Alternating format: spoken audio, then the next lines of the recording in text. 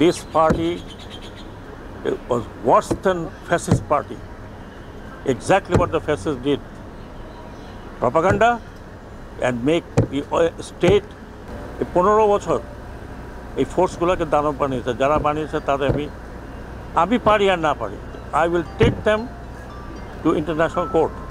এবং আমাদের এই ফোর্সকে, এইরকম ফোর্সকে দানব বানিয়েছে police, Ansar, RAB, BGB. Thank God সেনাবাহিনীকে আমরা অনেকভাবে রেস্ট্রিক্ট করেছি। যারা বর্ডার রক্ষা করার কথা তাদেরকে বলে পিঠ দেখাও, নো মোর। এগুলো ন্যাশনাল ফোর্স, এটা কারো পার্সোনাল ফোর্স না।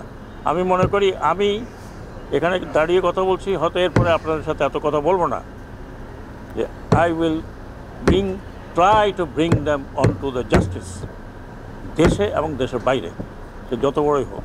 আমার হাতে যদি পড়ে I will straight way put them into jail.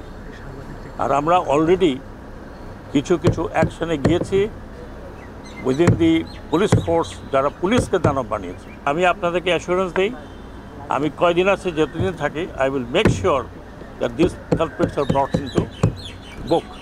অস্ত্র জমার কথা প্রথম বলেছি, আবার বলছি, এই প্রথমত হচ্ছে প্রহিবিটেড বোর্ড, যেটা আপনার কাছে থাকার কথা না, নিষিদ্ধ বোর্ড, কি বাংলা, নিষিদ্ধ বোর্ডের যে ছিনতাই হয়েছে বা লুট হয়েছে, যার কাছে আছে, আমি বোধহয় বৃহস্পতিবার পর্যন্ত সময় দিচ্ছিলাম, 7 দিন সময় তো মনে নেই, আপ টু থার্সডে আপনারা জমা দিন।